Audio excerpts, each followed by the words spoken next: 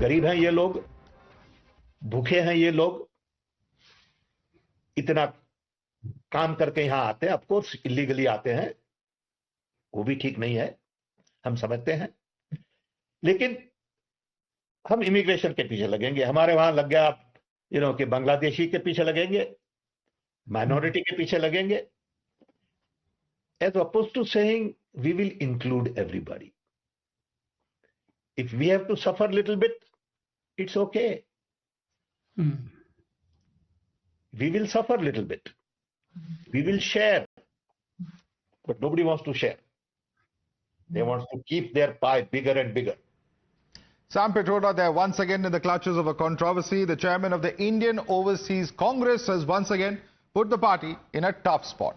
Now, there's just days ahead of the Delhi Assembly election. In fact, Delhi votes on the 5th of next month, and Congress leader, who's regarded as one of the mentors of Rahul Gandhi, has backed settling of illegal immigrants in India, saying that it is okay to share and suffer a little to accommodate poor illegal immigrants. Now, the BJP was quick to latch on to the Congress leader's remarks, calling it outrageous and an admission of Congress's support to illegal immigration. Caught on the back foot, the Congress went into damage control mode with another party leader, Captain Ajay Yadav, distancing the party from Pitroda's remark, saying that the Congress party doesn't support his remarks. Listen in to the face-off. Congress has no concern with what Mr. Pitroda says. He is not the Congress president, and whatever statement he has given, we totally disagree with his statement. Sam Pitroda ji ने एक और अपना ज्ञान साझा किया है। वो कहते हैं कि माइग्रेशन, इमिग्रेशन पे क्यों बोलना है। कोई अवैध बांग्लादेशी देश में घुसपैठ करके आ जाए तो वी मस्ट शेयर, हमें दिल खुला रखना चाहिए। यही कांग्रेस का बांग्लादेशी रोहिंग्या प्रेम है। इनको बांग्लादेशी घुसपैठियों में मेहमान नजर आता है। You're watching the News Hour at 10, debate number 2 on Times Now, Super Prime Time.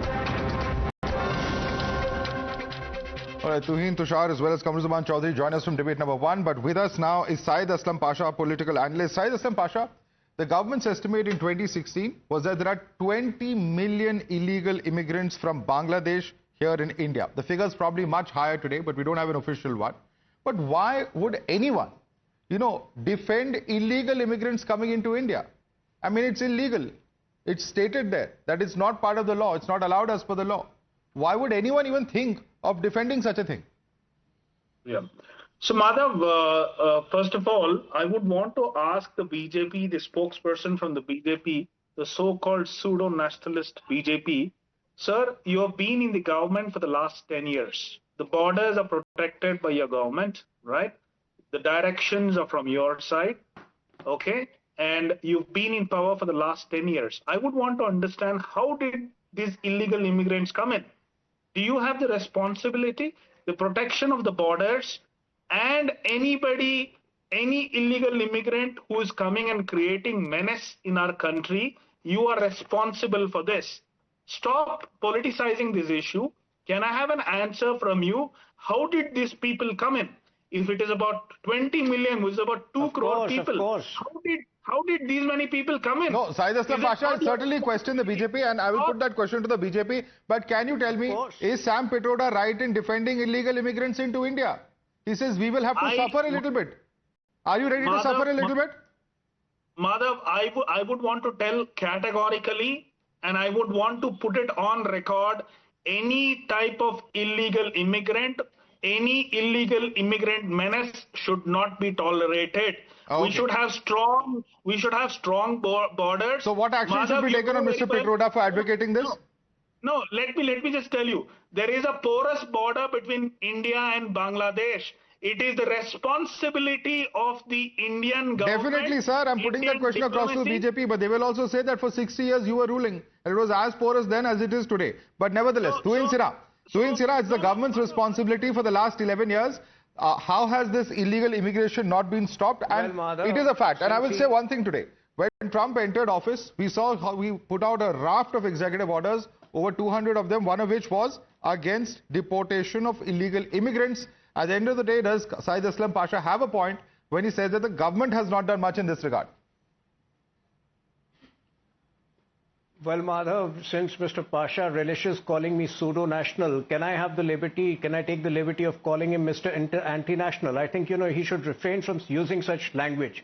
Now, point number one, if you get into the history of illegal migration, it dates back to 1947. Gopinath Bordoloi, the first Chief Minister of Assam, has documented his letters. There is documented evidence of him writing letters to Nehru. And from that day onwards, unfortunately, India has faced a demographic war. Way back in 1998, S.K. Sinha, the governor of Assam, has written a detailed 22-page report of why the situation is already under control. If you talk about the last 10 years, in fact, illegal migration has come down drastically because almost 90% of our border with Bangladesh has been fenced. There is a small portion which remains, which is largely because of the uncooperative attitude of Mamata Banerjee. Again in Assam, we have taken drastic steps in the last few decades. 30,000 illegal migrants have been deported from Assam, and a large number of that has happened in the last 10 years. You go and speak to anybody in the Assam, from the time that our government came there in 2016, situation is way better than what it was before that. All right, the situation is way better, he says, and let me bring in Kamruzaman Chaudhary on that note. Kamruzaman Chaudhary, there is work that has happened as far as the Assam government is concerned, but would you go, how would you defend Mr. Sam Pitroda's comment? Is it sensible at all to talk about how Indians need to suffer to accommodate people coming in from Bangladesh? Illegal immigrants at that? Madhav, I don't know. Yeah, Madhav, I don't know whether you know or not, because I was born and brought up in Assam. And I have seen firsthand what illegal migration is all about. And whether you speak about Gopinath Bordoloi or any XYZ, it's all within my radar that I have learned, observed and discussed, and have formed a very informed opinion about illegal migrations coming into India. Whether it be from the Myanmar side, whether it from the Bangladesh side, or whether it from the Nepal side. This illegal migration, irrespective of religions, have become a cancer to the Indian society. They are eating our resources. When the BJP government enacted the CA, I primarily opposed the CA, not because the Hindus suffering out there need to be accommodated in India, but for the simple reason that such people need not come to India, because India is not a dharamshala to any illegal migrants coming into India. Having said that, Madhav, when you call about the Sam Pitroda statement out here, I totally condemn. He's a very senior leader than me, but I totally condemn, without knowing the ground realities, without knowing the border area situation out here, how Assam agitation of the 1980s killed a lot of people because of this one simple issue. The BJP has played its dirty politics by bringing in the CA, no doubt about it. But Mr. Sam Pitroda, if you are listening as a very small worker of the Congress party, please go and listen to the position of the Assam Congress, as the official stand of the Congress party has been adopted in the resolution by the AICC also. We do not support any form of illegal migration, irrespective of the religious affiliation. Please, my colleagues in the Assam Congress, Bengal Congress, we do not support Sam Pitroda's statement. Let me bring in Tushar Gupta. Tushar Gupta, very interesting that we have Mr. Pasha as well as Mr. Kamruzaman Chaudhary who are distancing from Sam Pitroda. In fact, even advising him to refrain from commenting like that. But there is a cause of concern. If you look at what's happening in the United States, it's a cause that would impact on India as well. Because there you have the situation in the United States where Mr. Rubio, during his meeting with Jaishankar, talks about how illegal migrants there would be deported back to every country, including India. Madhav, look, every country has the right to get rid of illegal migrants. Every country, big, small, populous, non-populous, every country has the right. And if there are indeed Indian illegal immigrants in America, we'll have to be prepared to take them back. But I find Mr. Kamruzaman Chaudhary's remarks interesting. Mr. Kamruzaman would remember what Sam Pitroda thinks of people who come from the eastern part of India. We all remember his remarks before the Lok Sabha elections. But the utterances of Sam Pitroda are a product of a reckless and a restless mind. When he says that we should suffer a bit, do not worry about our pies getting bigger and accommodate the illegal immigrants, I really don't know what he means. Does he mean that the Congress should have a separate wing in 10 Janpat for some Rohingyas who illegally enter into India and want to snatch our resources? What was that minister of the Congress saying before the Jharkhand elections when he said everyone will get a gas cylinder under the Ujjwala Yojana? even if they're illegal immigrants. My worry is that at some point the Congress will start confusing these illegal immigrants for potential vote bank in critical seats, and then people like Sam Pitroda will start making a case that, oh no, have a big heart. Remember, Sam Pitroda also once said that, so what if the taxes are higher? The middle class needs to have a big heart. Tomorrow they'll say, so what if they're illegal immigrants? The middle class needs to give out more taxes to accommodate these people. This thinking is a product of a reckless and a restless mind, driven desperate by successive electoral defeats, as evident by Haryana and Maharashtra. Right. You know, the big question now is, Kamruzaman Chaudhary, has Mr. Sam Pitroda become a liability? Before the elections, we know his comments about people from north, south, east, west and different races. Some were compared to white, some compared to Arabs, some compared to Africans, some compared to, Chinese. There was also the comment on inheritance tax that got the Congress party into a huge swirl of controversy over there. Now again he makes this comment. He was suspended by the Congress party, he was taken back, and once again he makes this comment. What really is going on?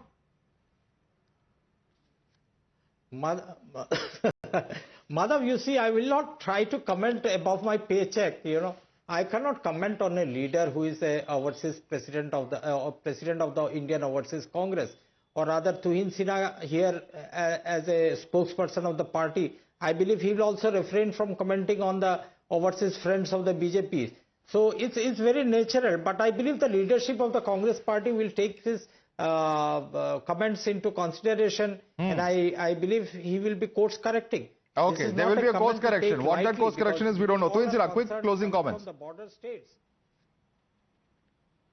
Madhav, I'm very surprised Mr. Chaudhary just mentioned that he grew up in Assam. If he has grown up in the Assam in the 80s, he would realize how horrific life used to be. Half the days of the year would be wasted in alpha agitation, in, AGP, a party which was formed only to fight illegal migration. He has seen that all. And today, if he does not have a word of appreciation for the government which has ensured peace and development of Assam, he's intellectually dishonest and he needs to accept that. All right. We'll have to leave it there. Gentlemen. Tuhin Sinha, Tushar Gupta, Kamruzaman Chaudhary, Syed Aslam Pasha. Have we heard the last word yet on the entire controversy surrounding Sam Pitroda? Perhaps not. We don't know what more gems he has to share with us, but this certainly, of course, leaves the Congress party looking pretty much red-faced when such comments come out. We'll have to leave it there. Thank you so much for joining us on this edition of the Newshour Agenda.